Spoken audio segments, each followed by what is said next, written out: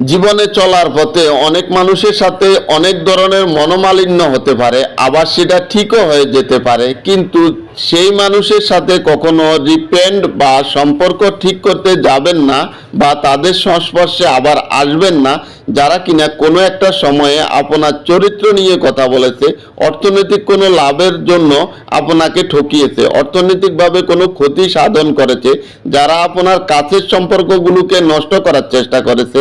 কারণ সবসময় মনে রাখবেন, সাপের যে স্বভাব সেটা কখনো পরিবর্তন হবে না। সে তার খোলস কখন বদলাবে, যখন সে আরো বড় হবে, তার আরো জায়গা লাগবে, তখন সে খোলস পরিবর্তন করে নতুন খোলসের ভিতরে ঢুকে যাবে।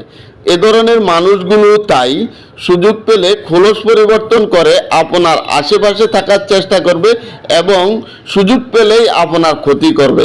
তাই এ ধরনের মানুষগুলো থেকে সাবধান, এরা ভীষণ বিপজ্জনক।